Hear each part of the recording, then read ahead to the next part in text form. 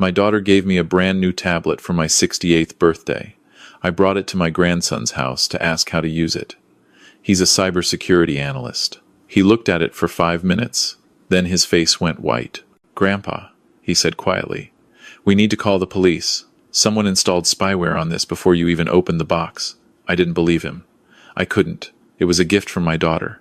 But 11 days later, when I discovered what she was really planning, I realized that birthday present was never a present at all. It was a weapon designed to take everything I had, including my freedom. Hello, friends. Thanks for joining us today at Golden Vengeance. If this story resonates with you, please hit that like button and subscribe to stay connected with more real-life tales of betrayal and justice. Drop a comment below telling us where you're watching from. We love hearing from our community across Canada and around the world.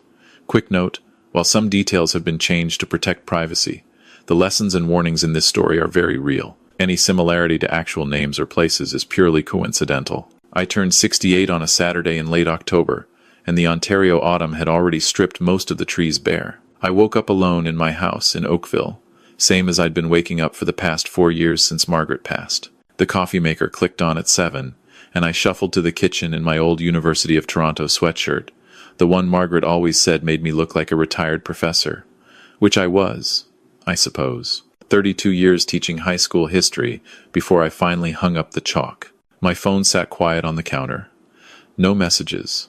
At my age, birthdays aren't exactly celebrated anymore. They're just milestones you're grateful to reach. Around noon, the doorbell rang. My daughter Evelyn stood on the porch holding a large gift bag with a bright yellow bow. She was smiling, that careful smile she'd been wearing for the past year, ever since she started dating that man. "Happy birthday, Dad." She stepped inside and handed me the bag. "I wanted to get you something special this year." I pulled out a sleek tablet, still sealed in its box. One of those expensive ones with the big screen. Must have cost her $800 at least. "Evelyn, this is too much. You deserve it." She kissed my cheek. "Mom always said you needed to get with the times. Now you can video call me, read your books, check your investments. Everything in one place." I held the box and felt something crack open in my chest. She remembered. After everything, after Margaret's death, after my retirement, after all the distance that had grown between us, my daughter remembered my birthday. I wasn't in that kitchen anymore. I was standing in our old backyard in Burlington, 30 years ago. Evelyn was 8, running toward me across the grass with a homemade card in her hand. She'd drawn a picture of us together, stick figures holding hands under a yellow sun. "I made this for you, Daddy," she'd said, breathless and grinning, "because you're the best dad in the whole world." Margaret had watched from the deck, one hand on her pregnant belly. Our son Michael would arrive 3 months later. Everything was ahead of us then. Everything was possible. The memory dissolved. I was back in my kitchen, 68 years old, holding a tablet I didn't know how to use. "Thank you, sweetheart," I said. "This means more than you know." Evelyn stayed for lunch. We ate sandwiches at the kitchen table, and she asked about my health, my sleep, whether I'd been keeping up with my doctor's appointments. Normal questions, caring questions, but something in her tone felt rehearsed, like she was checking items off a list. After she left, I spent the afternoon trying to figure out the tablet. Managed to turn it on, at least. Set up an account. The screen was big enough for my aging eyes, which I appreciated. That night, I plugged it in to charge and felt a warmth I hadn't felt in months. My daughter was thinking about me. Maybe we could rebuild what we'd lost. I had no idea I'd just placed a surveillance device in my home. The following Thursday, I drove to my grandson's apartment in downtown Toronto. Daniel was my son, Michael's boy, 27 years old, sharp as a tack. He worked in cybersecurity for one of the big banks. I wanted him to help me set up my email and maybe show me how to use the video calling feature. Daniel made coffee while I explained my confusion with the device. He was patient, the way young people sometimes are with the elderly, that careful kindness that makes you feel both grateful and diminished. "Let me take a look, Grandpa." He took the tablet, started tapping and swiping. "I'll get everything configured for you." I watched him work, sipping my coffee. The apartment was small but tidy. Daniel had done well for himself. His father, my son Michael, lived out in Vancouver with his wife and 2 kids. We talked on the phone every few weeks, but the distance made things difficult. Daniel's expression changed. I noticed it immediately, the slight tightening around his eyes, the way his thumb stopped moving. "Grandpa, where did you get this?" "Your Aunt Evelyn. Birthday present." He didn't respond, just kept staring at the screen, tapping through menus I couldn't follow. "Daniel? Everything. All right?" He looked up at me, and I saw something I'd never seen before in my grandson's face. Fear. "Did Aunt Evelyn set this up for you, before she gave it to you?" "I don't think so. It was sealed in the box." "It wasn't." His voice was flat. "Someone configured this before you opened it, and they installed monitoring software. Professional grade, the kind we see in corporate espionage cases." My coffee went cold in my hands. "What are you saying?" Daniel set the tablet down carefully, like it might explode. "I'm saying someone can see everything you do on this. Every website you visit, every password you type, every email you send. They can activate the camera and microphone remotely. They can watch you, Grandpa, listen to you, in your own home." The room tilted. I set down my mug before I dropped it. "That's not possible." "Evelyn gave me this. My daughter." Daniel's jaw tightened. "I know what I'm looking at. I do this for a living.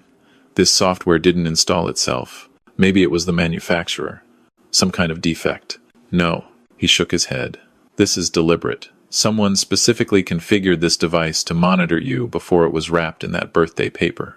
I stared at the tablet on his coffee table. It looked so innocent. Just glass and metal and circuitry. A gift from my daughter. What do I do? Daniel was already reaching for his phone. "We call the police."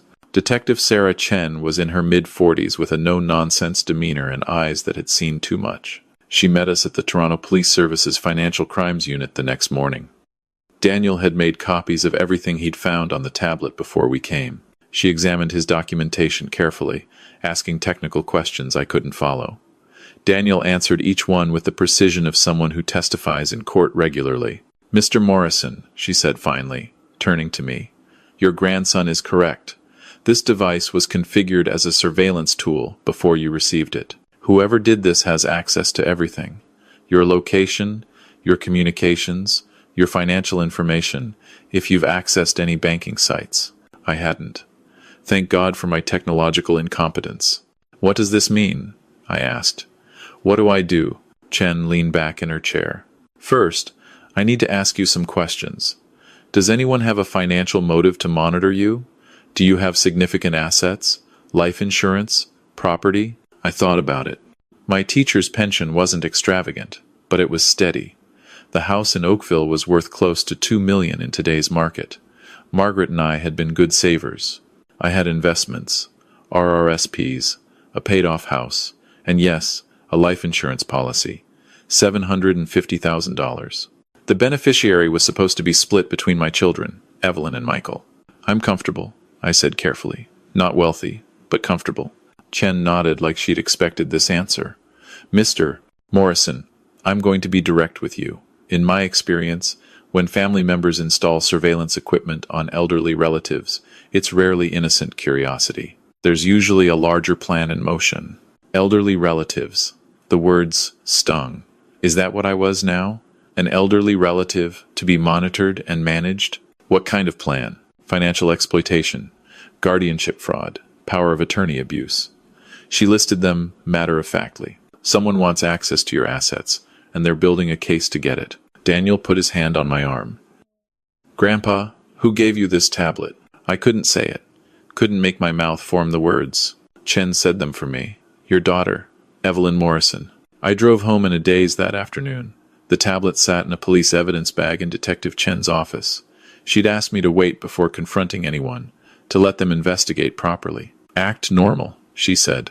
"Don't let them know you know." I parked in my driveway and sat there for a long time, staring at the house Margaret and I had bought 40 years ago.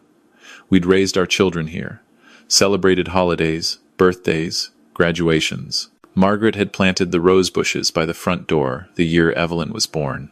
My daughter, my firstborn child, the little girl who'd made me Father's Day cards out of construction paper and dried macaroni. The teenager I'd coached through heartbreak and helped with homework. The woman who'd held my hand at Margaret's funeral and told me everything would be all right. That woman wanted to surveil me, monitor my life. For what? I went inside, made dinner I couldn't taste, and went to bed early. I didn't sleep. I just lay there in the dark, staring at the ceiling, listening to the house creak and settle around me. The call from Detective Chen came 3 days later, on a Tuesday morning. "Mr. Morrison, are you sitting down?" I lowered myself into the kitchen chair. "I am now. We've been investigating your daughter's recent activities. Financial records, communications, known associates." She paused. "Are you aware that Evelyn has been in a relationship with a man named Victor Reinhold?" The name was familiar. Evelyn had mentioned him once or twice, casually, the way you mention a new coworker or neighbor. "She's dating someone. I've never met him. Victor Reinhold has a criminal record in British Columbia. Fraud. Elder financial abuse. He served 18 months in a provincial correctional facility after exploiting a 73-year-old woman in Victoria. Got her to sign over power of attorney, then drained her accounts, nearly $200,000. My hands started shaking. "That's not all," Chen continued. "We've subpoenaed some documents. Mr. Morrison, did you recently change the beneficiary on your life insurance policy?" "No. According to Canada Life, the beneficiary was changed 7 months ago. Your son Michael was removed entirely. Evelyn is now the sole beneficiary for the full $750,000. The kitchen spun. I gripped the table edge. "I never signed anything. We suspected as much. The signature on file doesn't match your known samples. Someone forged your name." I couldn't speak, couldn't breathe. "There's more. We found evidence that someone has been making inquiries about guardianship proceedings in Ontario. Specifically, about having you declared mentally incapable of managing your own affairs." Mentally incapable. The words hit like a physical blow. "On what grounds?" "That's what we need your help to find out. Mr. Morrison, I know this is difficult, but if we're going to build a case, we need evidence of intent. We need to know what they're planning and why." She explained what she wanted me to do. Continue using the tablet normally. Let them think their surveillance was working. Feed them information, carefully controlled, and see how they responded. "You want me to spy on my own daughter?" I said. "I want you to protect yourself," Chen replied, "before she takes everything you have." That night, I sat alone in my living room with the tablet in my lap. Detective Chen had returned it to me, modified now so her team could monitor who was monitoring me. A trap within a trap. I opened the device and started talking. Not to anyone in the room, to whoever was listening on the other end. "Been thinking about the house lately," I said to myself, loud enough for the microphone to catch. "Too big for one person. Maybe I should think about selling. Downsize to a condo. Get my affairs in order." The words tasted like ash. But I kept going. "Doctor says I've been forgetting things. Maybe I should look into getting some help. Can't manage everything on my own anymore." Lies. All lies. My memory was sharp as ever, my health decent for a man my age. But I was building a character now, the confused old man who needed managing, the vulnerable senior who couldn't handle his own affairs. I was giving them exactly what they wanted to hear. The response came faster than I expected. Evelyn called the next morning, bright and cheerful. "Dad, I was just thinking about you. How are you feeling?" "Oh, you know, getting old." I let my voice waver slightly. "Some days are better than others. I worry about you alone in that big house. Have you thought about what we discussed? Maybe looking at some options?" We hadn't discussed anything, but I played along. "I've been thinking about it. You might be right. Maybe it is time to make some changes." "That's so good to hear, Dad." Relief in her voice, excitement poorly concealed. "I could come by this weekend, help you look at some things. Financial planning, maybe. Get everything organized." "That would be nice, sweetheart." After she hung up, I sat very still for a long time. Then I called Detective Chen and told her everything. Evelyn arrived on Saturday with a folder full of documents and that same careful smile. She spread papers across my kitchen table while I made tea, playing the role of the forgetful father who needed guidance. "I've been doing some research," she said. "There are some wonderful retirement communities near here. Full service. They handle everything for you." I looked at the brochures. Assisted living facilities, memory care units, places where they warehouse the elderly until they stop being inconvenient. "And I talked to a lawyer friend," she continued, "about setting up a power of attorney. Just in case. So someone can help you manage things if you ever need it." "Power of attorney," I repeated slowly, as if the concept was foreign to me. "It's just paperwork. A precaution."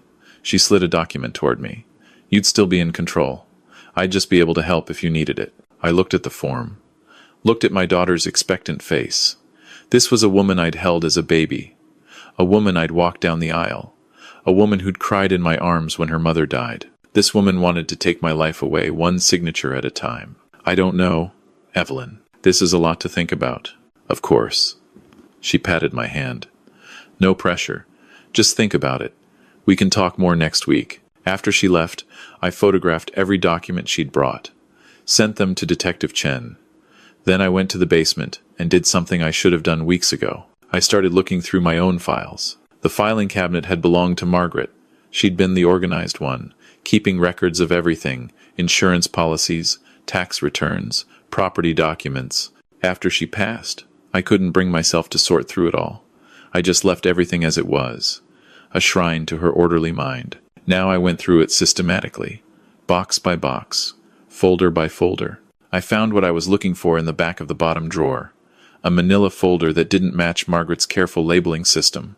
No label at all, actually. Just a plain folder, stuffed between old utility bills. I opened it on the workbench, and my blood went cold. Medical assessment forms, pre-filled with my information, but with symptoms I'd never had. Memory loss, confusion, difficulty managing daily tasks. The checkboxes were marked in pencil, as if someone was preparing for a doctor's visit that hadn't happened yet. Guardianship petition templates, Ontario government forms for declaring someone incapable of managing their own affairs. My name was already typed into the spaces. Financial documents, printouts of my bank accounts, my investment portfolios, the deed to my house. Someone had been thorough. They knew exactly what I was worth. And at the bottom of the stack, a handwritten note. I recognized the handwriting immediately. I'd been reading it on birthday cards and Christmas letters for 43 years. Timeline, the note read. Stage 1, establish pattern of confusion. October-December. Stage 2, get POA signed. January. Stage 3, move to file guardianship. February. Stage 4, access accounts. Sell house. Spring. V says we need to move faster. Dad's health is good. Window closing. V. Victor. The man she was dating. The convicted fraudster. My daughter had written a step-by-step plan to erase me. I wasn't in the basement anymore. I was in our backyard, 25 years ago. Evelyn was standing beside me at the barbecue, maybe 18 years old, home from her first year at university. Dad, she'd said, watching the burgers sizzle, I don't know if I can do this. University is hard. Everyone seems smarter than me. I'd put my arm around her shoulders. Evelyn, you are exactly where you're supposed to be. You worked hard to get there. Don't let anyone make you feel less than you are. She'd leaned into me. Thanks, Dad. I don't know what I'd do without you. You'll never have to find out. The memory shattered. I was back in the basement, holding papers that proved my daughter wanted to destroy me. I gathered everything carefully, photographed each page. Then I called Detective Chen. I found their plan, I said. Everything, timeline and all. The next 2 weeks were the longest of my life. Detective Chen coordinated with her team, gathering additional evidence, monitoring Evelyn's communications through legal channels, building a case that would hold up in court. I continued playing my role, the confused old man, the vulnerable senior who needed help. Evelyn came by twice more. Each time, she pushed a little harder, brought more documents, asked more questions about my finances, my health, my plans for the future. You seem tired lately, Dad, she said during her second visit. More forgetful than usual. I hadn't been forgetful at all. But I nodded sadly. Maybe you're right. Maybe it is time to let someone else handle things. Her eyes lit up. I've been talking to a lawyer. We could set something up. Take the burden off your shoulders. When? I was thinking next week. We could go together, get everything signed and official. All right, I said. Let's do it. She hugged me on the way out, longer than usual. This is for the best, Dad. You'll see. I watched her drive away and felt nothing but cold. That night, I got a message from Detective Chen. They'd intercepted a conversation between Evelyn and Victor. The recording was muffled, but the content was clear. He's going to sign next week, Evelyn's voice said. The power of attorney. Everything. Good. Victor's voice was smooth, professional. Once you have POA, we move to the next phase. Guardianship application. capacity assessment. By spring, you'll have full control. And then? And then we liquidate. The house alone is worth nearly $2 million. His investments, another $800,000. Life insurance, when the time comes. A pause. Then Evelyn's voice, smaller now. He's my father, Victor. He's an old man sitting on a fortune he'll never use. Think about it, Evelyn. Your debt's cleared, your business saved, a fresh start. All you have to do is sign some papers. What if he finds out? Victor laughed. He won't. He's old. He barely knows how to use that tablet. By the time he figures anything out, it'll be too late. The recording ended. I sat in my dark living room, listening to my daughter conspire to steal my life. My debt's cleared. A fresh start. I hadn't known Evelyn was in financial trouble. Hadn't known her business was struggling. She'd never told me. Would I have helped if she'd asked? Of course. I would have given her anything she needed. I was her father. But she hadn't asked. She'd decided it was easier to take. Detective Chen called me the following Monday. We're ready, she said. The meeting with the lawyer. We'll be there. I drove to the law office on Wednesday morning, my hands steady on the wheel. Evelyn was waiting in the parking lot, beaming. Ready to get this done, Dad. Ready as I'll ever be. We went inside together. The office was on the 3rd floor, a small firm that handled estate planning and family law. Evelyn had chosen it. I wondered how much Victor had paid the lawyer to look the other way. The receptionist led us to a conference room. A man in a gray suit was already waiting. He introduced himself as Robert Crane, Evelyn's legal contact. Mr. Morrison, he said warmly. So good to finally meet you. Evelyn has told me so much about you. Shall we get started? He spread documents across the table. Power of attorney forms, banking authorizations, healthcare directives, everything someone would need to take complete control of another person's life. If you'll just sign here, Crane said, pointing to a line on the first page. And here, and initial here. I picked up the pen, looked at the papers, looked at my daughter's expectant face. Before I sign anything, I said quietly, I'd like to understand exactly what I'm agreeing to. Evelyn's smile flickered. It's just standard stuff, Dad. We went over this. Did we? I set the pen down. Because I don't remember discussing how you planned to have me declared mentally incapable, or how you changed my life insurance beneficiary without my knowledge, or how your boyfriend Victor served time for doing exactly this to another family. The color drained from Evelyn's face. Dad, I don't know what you're talking about. The conference room door opened. Detective Chen walked in, followed by 2 uniformed officers. Evelyn Morrison, Chen said. You're under arrest for fraud, forgery, and conspiracy to commit elder abuse. You have the right to retain and instruct counsel without delay. Evelyn stood up so fast her chair fell backward. This is insane. Dad, tell them this is a mistake. I looked at my daughter, at the panic in her eyes, at the woman she'd become. It's not a mistake, I said. I've heard everything, Evelyn.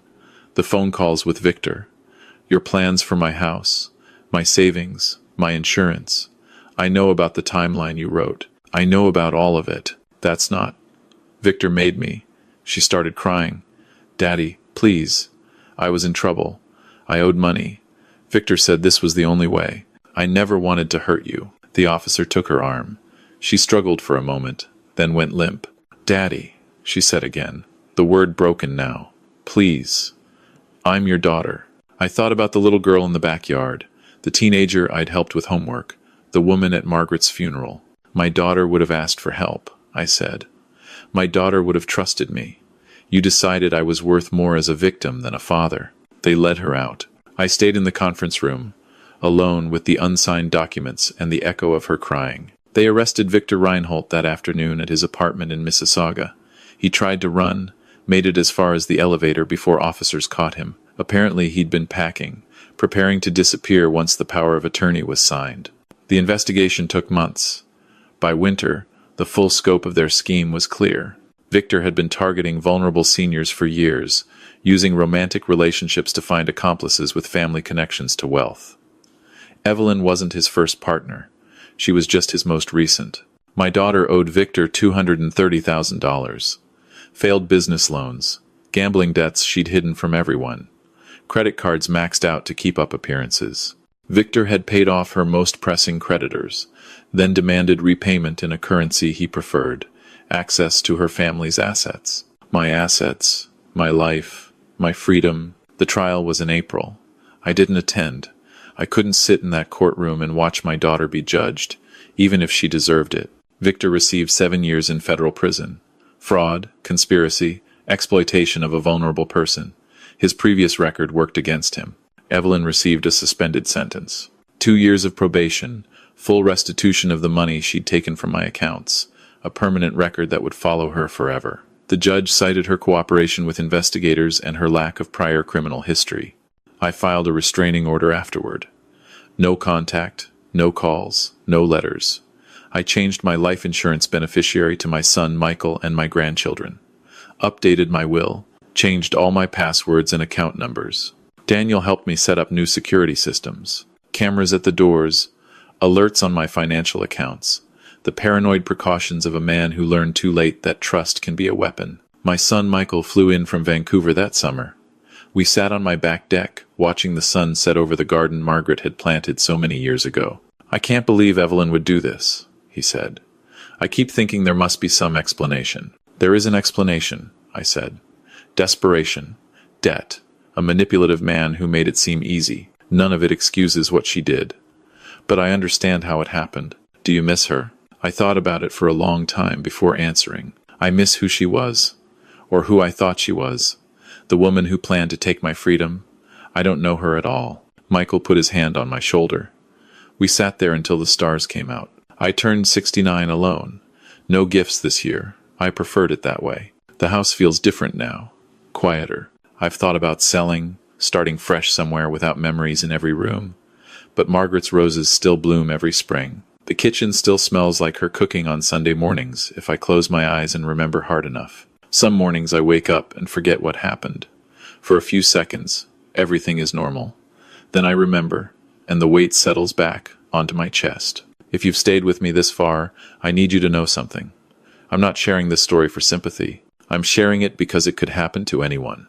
Elder financial abuse is one of the fastest-growing crimes in Canada. According to the Canadian Anti-Fraud Centre, seniors lose hundreds of millions of dollars every year to fraud, much of it committed by family members. The people we trust most are often the ones who hurt us worst. Here are the warning signs I wish I'd recognized earlier. Pay attention. They might save you. First, watch for unexpected gifts that seem too generous. If someone gives you an expensive electronic device, ask yourself why. Ask yourself who benefits from you being connected, monitored, accessible. Second, be wary of family members who suddenly show increased interest in your finances. Questions about your accounts, your investments, your insurance, these might come from genuine concern, or they might be reconnaissance.